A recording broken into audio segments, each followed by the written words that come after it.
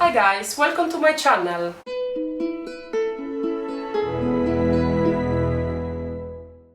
This is my very first video and today I'm gonna talk about my experience at the Vipassana 10-day meditation retreat. I wanna talk to you about how I got into meditation and what led me to this amazing retreat. I started doing meditation in 2020 when I was back in Italy, my hometown. I bought a book that was about meditation and I was doing like 10 minutes, 15 minutes meditation every day. But I found out going on in my path of meditation that it was really helping me in many aspects of my life.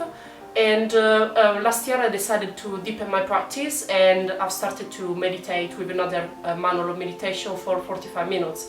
So I was doing like my daily 45 minutes meditation and I always thought that something was missing, that I really want to deepen my practice. So what I've done, I was looking at some YouTube videos and I stumbled across some videos about the Vipassana retreat. And back then I realized that Vipassana was a method I never used. I was mainly doing Anapana, which is the breathe in, breathe out meditation.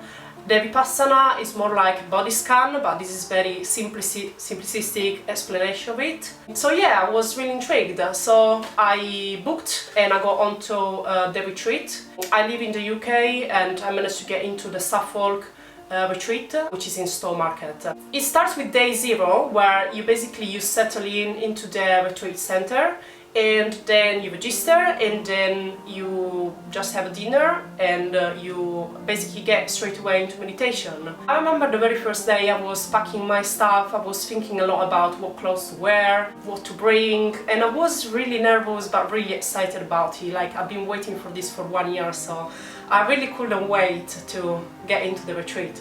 I took the train, I arrived there and it was pouring rain, and I remember I was like in a terrible mood. Like, I was really frightened about the experience because obviously it brings up a lot of personal things, so I was really worried of what it was going to be. And I remember taking the taxi to get from the train station to the retreat, and this lady on the taxi was like talking, and I just wanted to be within myself. I just wanted to like start the silence, which is like the noble silence. They registered us and they told us about some rules. We had a very light dinner, which was delicious. It was like a soup, but very like tasty. And yeah, so around 7, I think 8 in the afternoon, the noble silence began. Noble silence means that you cannot talk to others, you cannot make eye contact, you cannot use your body language. So basically, you are by yourself the whole time. And I remember that evening, because after the very first meditation, where they explain Anapana, which is the breathing meditation, I went to sleep and I couldn't sleep at all for like the whole night. I had, I think, 2 hours of sleep in the morning, so I was really grumpy and I wasn't happy about it. Like, I just wanted it to be all perfect, and my start wasn't going to be perfect. And there was also another person in my room, another girl, that she has been moving in her bed for the whole night. So I was kind of bonding with this person, thinking, oh well, she gotta have an experience very similar to mine. The second day, I woke up at 4 in the morning. For me, it is not really a problem to wake up early in the morning. So I was kind of like, okay, even if I slept very few hours, I was okay. We started at 4:30 a.m. meditation and it lasted like 2 hours, and then there was, at the end of the 2 hours, there was some chanting from the teacher Goenka, and I was really, I don't know, it was so funny. I couldn't help but laughing, which wasn't really professional, but yeah, it was really funny and it kind of felt really strange, and it was also like really long, like half an hour long chanting, so I was getting really like upset. I just wanted to stand up and go and have my breakfast. So I'm just reading from my beautiful diary, my journal, because I've been taking some notes about the retreat and it's a lot of stuff, so yeah, I will be reading. So I remember the first day my mind was crazy. Like, we don't realize how many things our minds can hold. And I remember the first day it was like obsessive compulsive thoughts. The whole day I was thinking, oh, I didn't bring enough clothes, it's gonna rain, it's too cold, I didn't bring enough warm clothes, like I don't have enough foodies, or how can I do my laundry. And it was like the whole day. It was insane, and I realized like my mind is really crazy and I will never get through this. But then, yeah, because I was actually already used to do some Anapana meditation, as I said, I was doing like 45 minutes every day. For me, it wasn't that hard to settle in the very first day. Apart from this like craziness on the mind, I managed towards the end of the day to be a bit more calm and a bit more within myself, which was great, and I felt like powerful, oh, I can do this. Also, I was really struggling because I couldn't find a comfortable position. I really struggled with stretching since I was a kid. Like, I have long legs and I can never touch the tip of my toes, so I was really struggling to sit cross-legged. So I was using my bench, because I brought with me a meditation bench. I'll show you something like this. So this one was my trusted companion. So I was using that and sitting cross-legged at the same time, trying to change position sometimes. So the crazy thing is that you really go there and you meditate for, I think it's 11 hours per day. You start at 4:30 and you finish at 9:30 in the afternoon, in the evening, and there's no much time to do anything else. Like, yeah, you have your break for breakfast, you go for lunch, but at the end of the day you do work a lot, and that's the emphasis of the meditation retreat. Is about working, it's about focusing all the time. So it really felt like, oh, I'm actually going to sit here for 10 hours, which I didn't realize before for some reason. So day 2 was kind of like the first one. My mind was a bit more settled. It felt kind of boring because for 10 hours a day you really had to focus on a small area, which is this triangle. So you have to feel all the sensations here, and then going on, they will tell you just focus to this small area below the nostrils. So you do that, like you do focus on your nose for like 11 hours a day. It can be really boring, and that's just one of the emotions that is brought up by the meditation. There are so many other emotions that will strike you on the first, on the second, on the third day. Actually, it's like a roller coaster for the whole journey. There was this girl, the one that wasn't sleeping in my bedroom, that didn't sleep at all, and like she started crying in the morning during the meditation, and I felt really close to her. Like, I really wanted to give her a hug or like say some words of love, or I was just thinking, oh, I will get her a flower or something. Then I realized, yeah, no, I cannot do that. This is silence of mind, body, speech. So I'm here to do the thing by myself. She has to go through it, and that's the main thing. You have to get through it with your own strength. You cannot rely on others, and others cannot rely on you. So I have to let that go. The third day, it was still a struggle. I was really in pain. I think I felt pain like everywhere in my body. My legs were killing me, my back was killing me. Everything was so damn painful. And on the third day also some people started leaving, so you could see like that 1 minute before there was like the mat with a person, or at least the mat was there, and a minute after like the mat was gone. Like, if you know, like Hunger Games or Squid Game, people would just leave and you wouldn't even realize that they were gone until you saw like the mattress that was empty. And it was kind of disheartening, and you realize I had to be strong to go through this one. I won't be like that. Like, I want to be here. You really have to you need to have a strong determination to do this.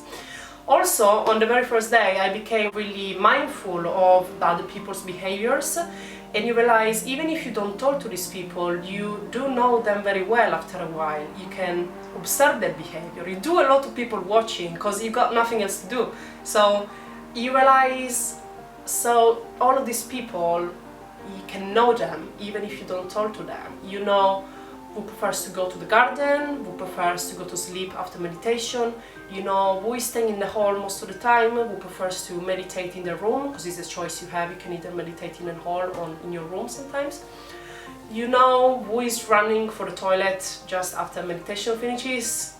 You know who runs first for the food. You know who wants to be the first, who is more relaxed and laid back, who is more like kind, lets you get there first. You can guess a lot about people. And I realized that there were these two girls in the hall, one on my right and one at the back of my seat. While everyone else was like not so committed, especially the first days, people were really like leaving the hall or just going to sleep or wandering around, which is understandable, like it's a really tough place to be.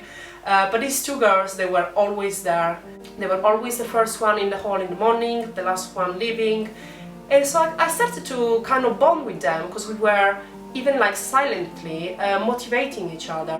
So yeah, we kind of started to create this bond, and you realize you can feel people's aura, you can feel their energy, and you understand who do you want to be around, even if you don't know them, which is kind of crazy. Like before I was staying close to people just because maybe they wear clothes similar to mine, or like they are similar to me in the way they talk. Well, you realize there's much more than appearances. So this was kind of crazy to realize. Day 4 was a nightmare. I was really angry, I was really upset. I didn't want to be there.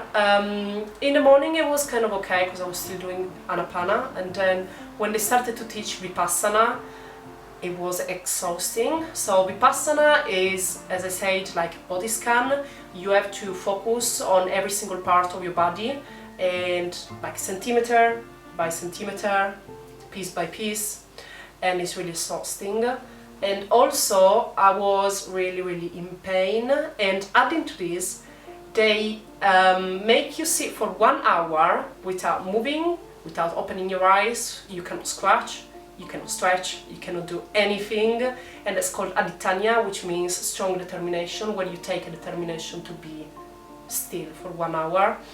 And that was the most painful thing I've done in my life. Like, I'm not joking, this is the most painful thing I've done in my life. But then, even if it was just the 4th day, I kind of had an insight and a realization. And realizations, they come in 2 types. You can either hear it from someone or experience it yourself.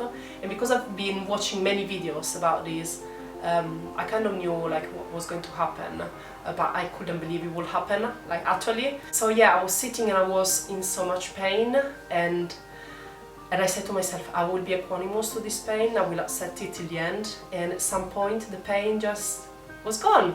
It was like, suffering wasn't there. Pain was there, but suffering was not, which are 2 different things. Suffering is about what the mind makes of the pain, and because I was accepting it, the pain became different. It was just a sensation like any other sensation, and that's what really they teach you there.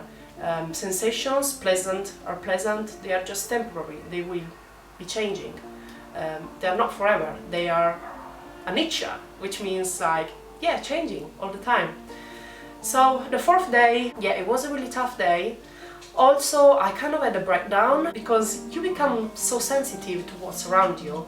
And at some point, I was just chilling, and a manager came to me and said, oh yeah, because I forgot to say something. On that morning, I put my alarm clock a bit earlier, and because I have an alarm clock which is like analogical, the arms of the clock, you can put them like slightly not in the right place, and so I put the alarm clock maybe a bit wrong, and it started to sound at 3:45 in the morning. The manager came to me and said something very kindly about the fact that someone had an alarm clock early in the morning.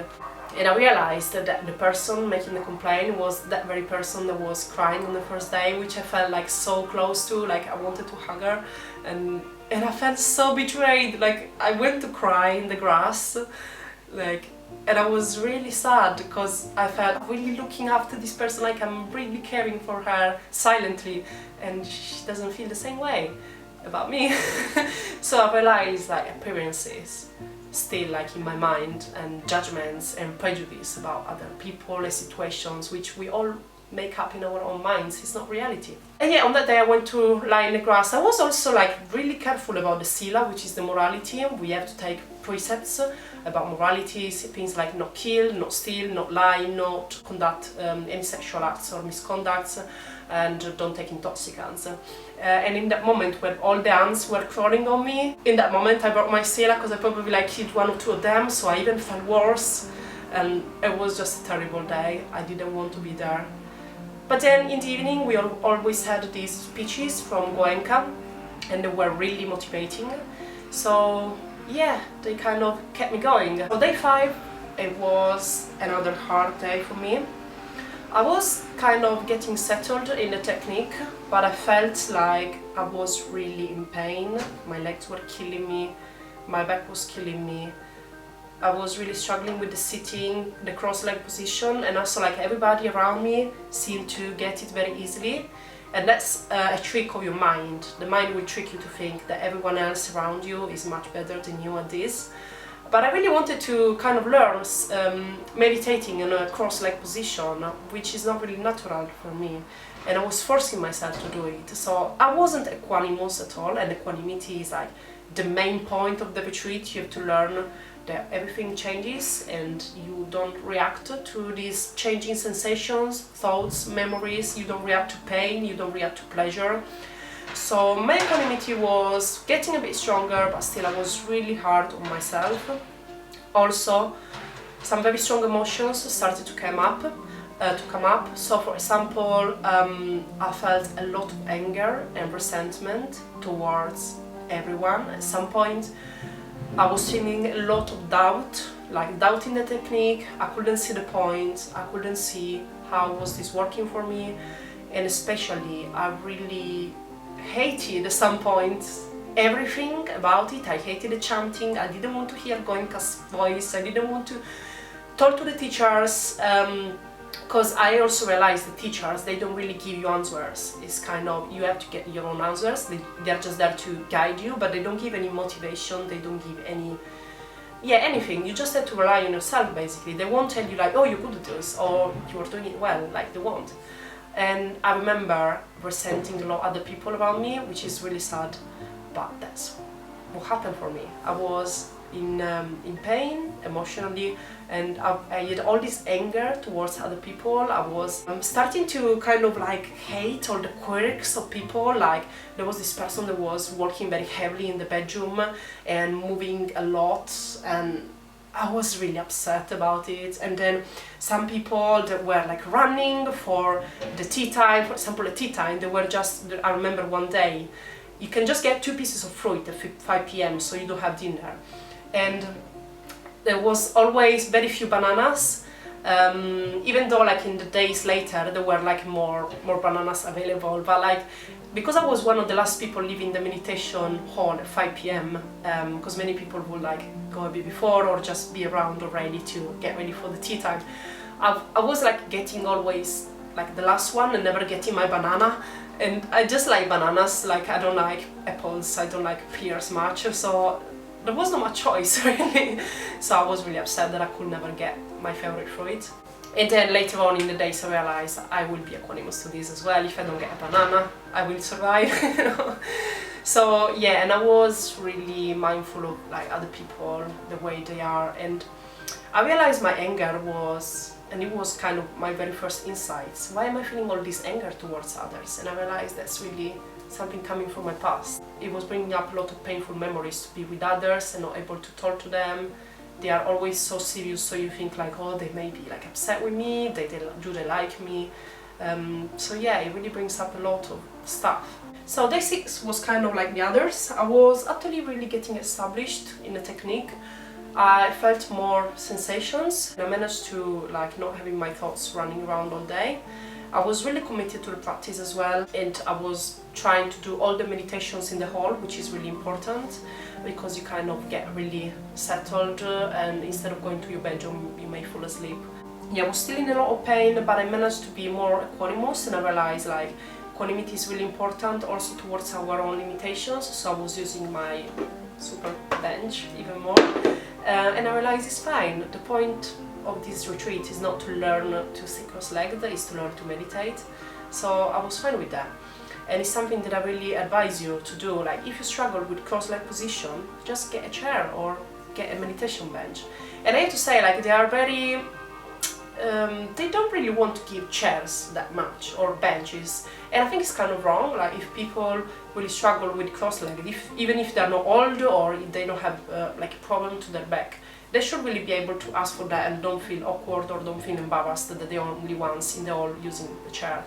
So go for that if you need that. Yeah, day 6 went on quite normally. I was becoming really, like, my senses were really heightened. For example, there was this beautiful pond with little birds in it, and the very first day when I arrived I didn't realize they had babies, while I remember on day 6 I could see they had little tiny like baby birds, which was like so cute, and everybody was staring at them. Even if we couldn't talk to each other, we could see like everybody was so into this like documentary thing.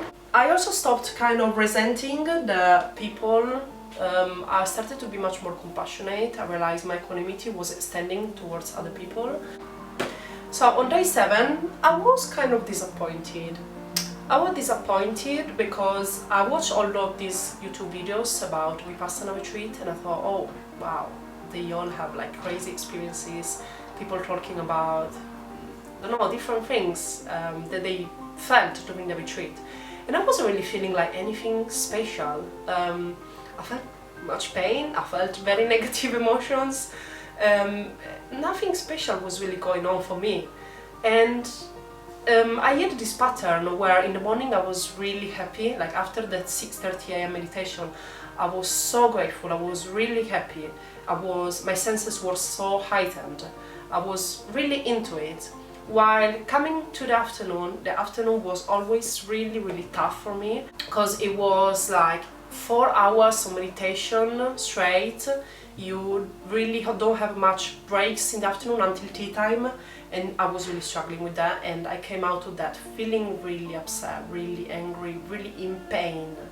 Like at that point, even during the breaks, my body was in complete pain. I realized all of this stuff. I really couldn't understand why am I doing this, like it just brings up a lot of pain, you know?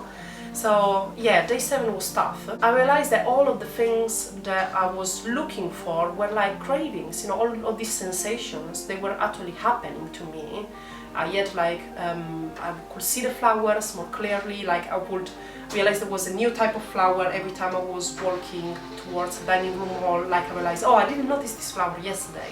Or I could see like the sky, the clouds in the sky. I was really focused, but I realized I was like craving for something more, and I realized, oh, this is craving. It's the 2 main things that you have to avoid. I mean, that you have to learn to overcome are craving and aversion. And I was having a lot of craving about these experiences and aversion towards pain. So yeah, on day 8 I was really getting into this idea that whatever I feel now, even if I'm in a lot of pain and I didn't expect this, even if I don't get those pleasant feelings, they are all like cravings. They will come and go, come and go. And that was really what helped me to get through the last 2 days. So day 8 for me, it was a day of insights. I learned a lot of things about myself on day 8. I was really focusing on my body, and during my breaks, during the breaks I had, I was thinking a lot about my life in general, and I realized, as I said before, like how much anger I was holding towards others and how much resentment. And that was just because of things that happened a long time ago. I kind of felt isolated a lot in my life and lonely in those times, and I realized I kind of blamed that on all the people around me, or people that really weren't like understanding of the way I was. I felt like I was really like diverse and different. So day 9, it was still tough, but it was an important day because I was definitely much more equanimous than the previous days. I still felt like something crazy should happen to me, but I really didn't, and I was okay with it. I was like, okay, I will go with the flow.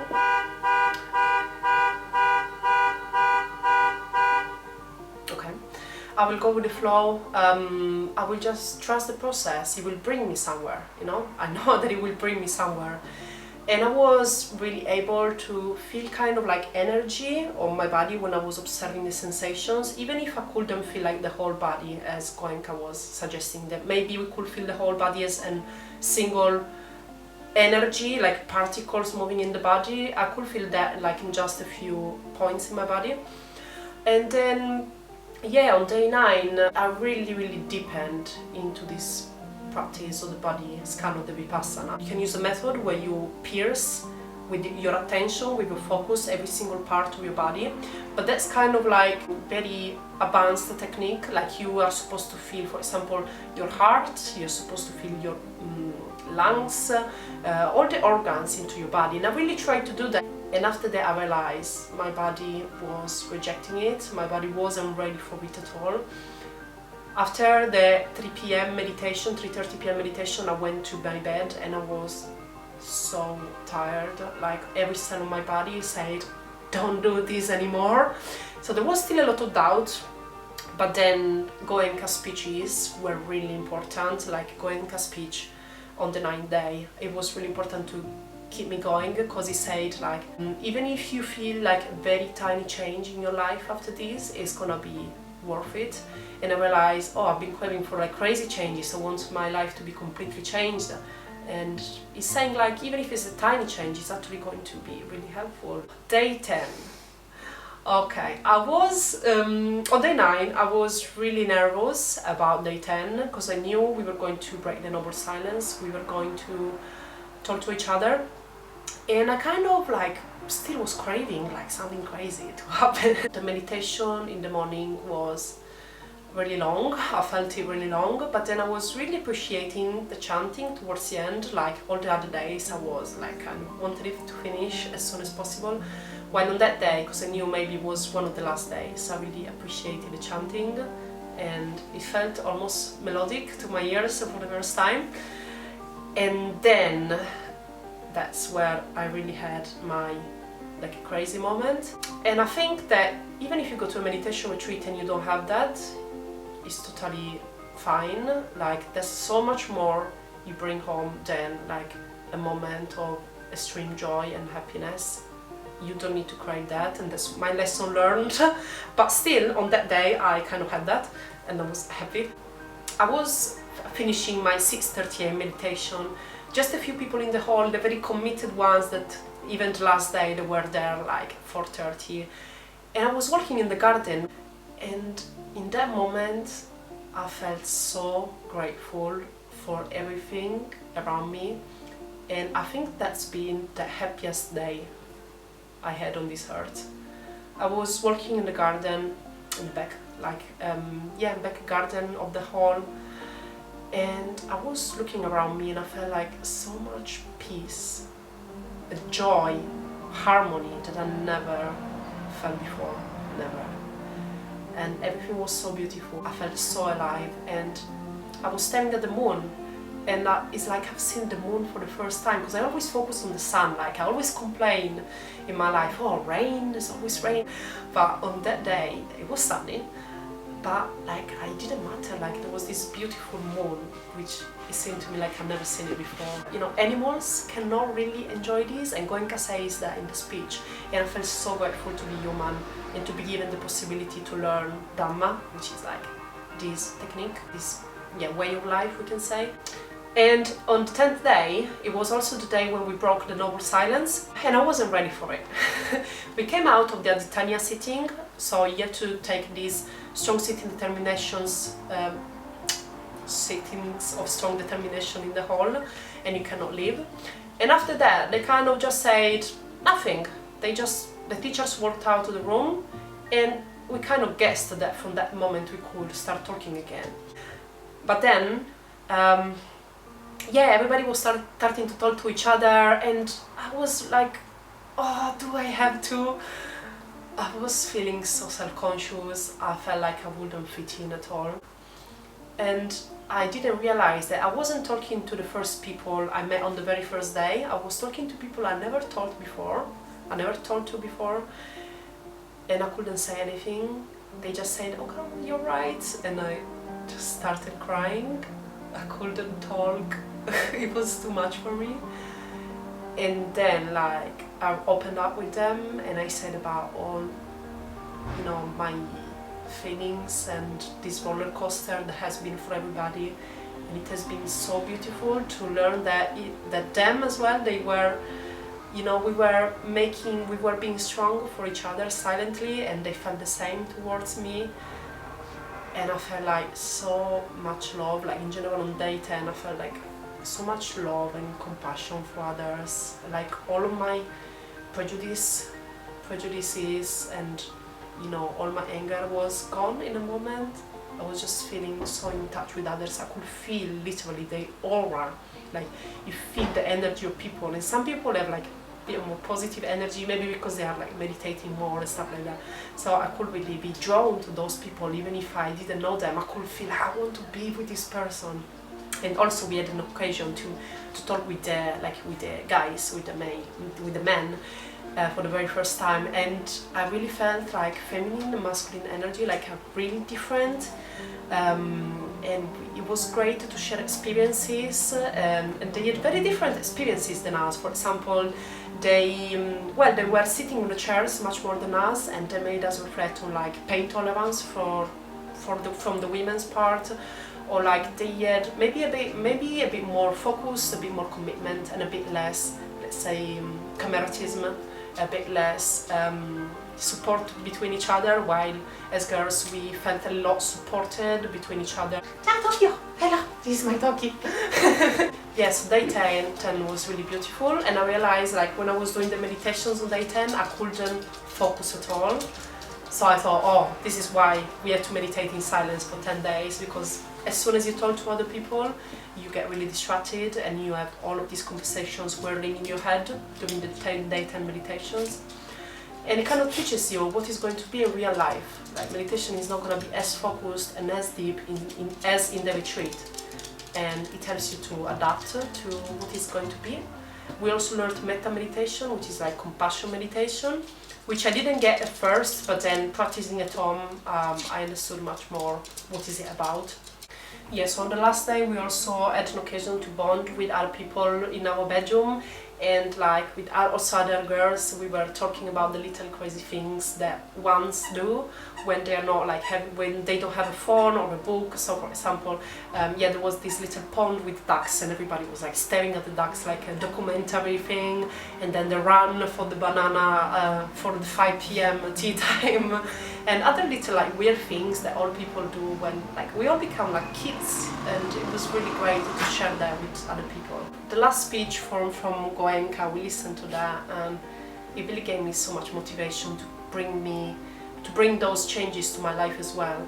And especially on day 11, when we had the very first 2 hours of meditation, I really enjoyed the speech from the teacher, because he said about how to bring Vipassana in our life, how to practice. You're supposed to practice 1 hour in the morning, 1 hour in the afternoon, which is like a lot, but I really want to do it. I'm really committed to do it. And how to, in general, to incorporate, to embed these practices in our own life, which was really great and really insightful.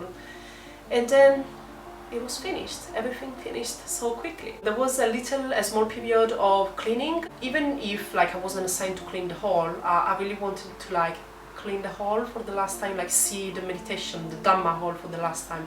And I remember like taking all of these mattresses and putting them away with so much gratitude. Like I loved every single one of them, thinking, oh, how much this helped us to feel a bit less pain, or how this blanket, how about the day when it was raining and it was really, really cold, and it really protected me, embraced me, and I was so grateful for that space, for the center.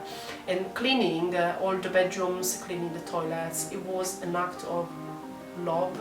Like I really wanted to give back what all of these people, all of the servers, all of the teachers, all of the volunteers, the managers gave to me. So I stayed until the very end of the retreat. And then a great thing about the return to London is that we sat in the train with our teacher. It was like something that I really wanted to talk to him, because our like the teachers for the ladies, she wasn't really sharing a lot, I think like on purpose, because you have to get there by yourself. But I had some questions that I really need answering, so we've been sitting with Kim, like our teacher, and we didn't recognize him at the beginning, so I was like, oh, you're the teacher. And then yes, he was the teacher, and we talked a lot about, we asked about Nirvana, we asked about enlightenment, we asked about his experience, how he got to be a teacher. And then I hugged my friend, and everything was finished. And coming back to East London, where I live, everything was too much. like all the smells and the sounds and people and the train. I was so grateful. I was so happy to be in London. Like I've never been so much. I've never been grateful to be in London, to be honest. But at that time, I was really happy to be where I was. But it was also a lot, and also going back home, and yeah, being with my partner and my dog. Everything felt so full of love. I was really, really happy. And yeah, so that's it really. So moving on to some tips that I can give you about the meditation retreat. So first of all, go with intentions. I think someone else said this. I follow a lot of channels, Angelic Jade, Sam Roth. They say many of the things that I said already. I hope I didn't copy them too much.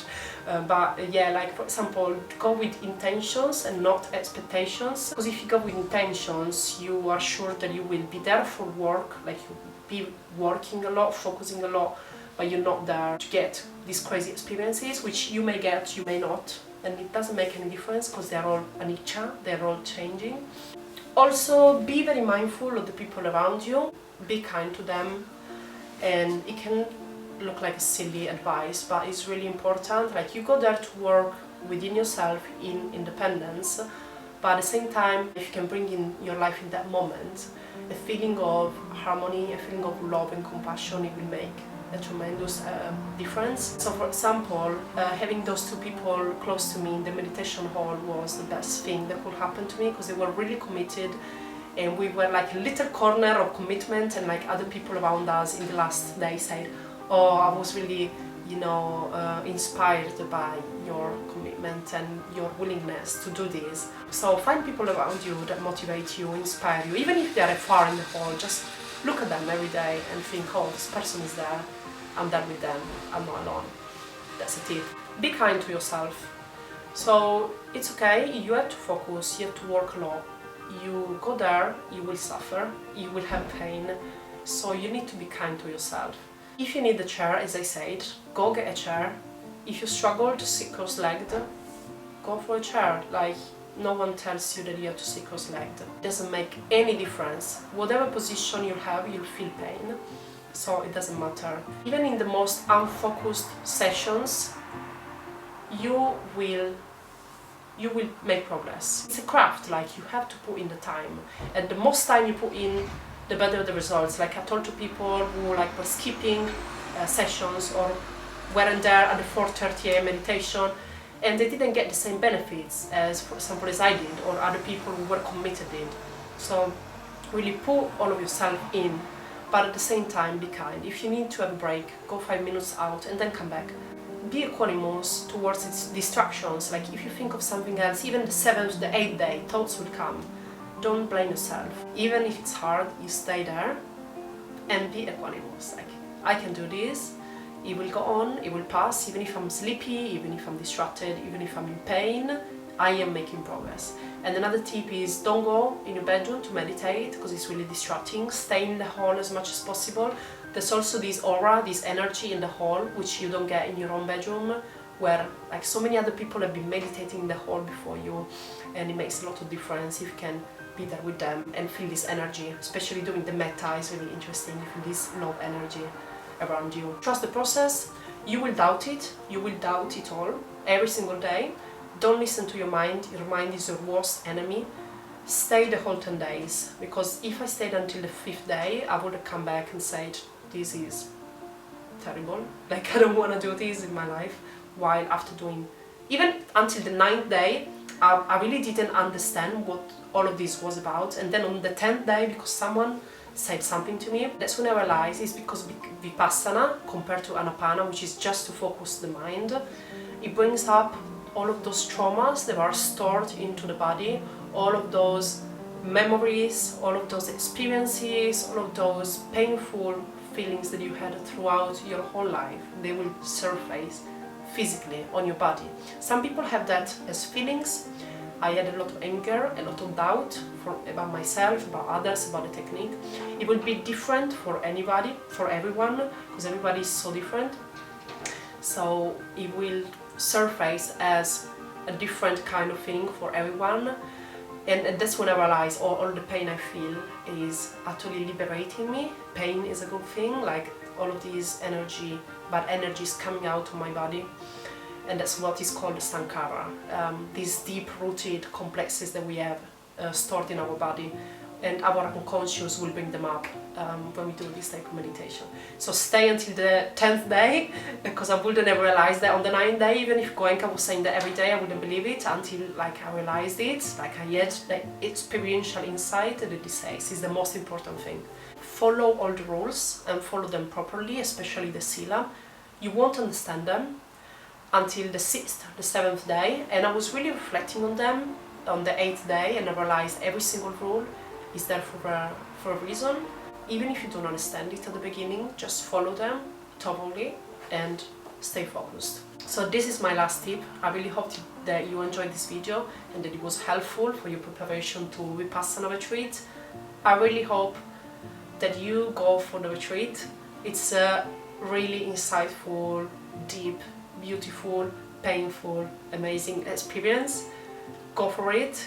It will change your life.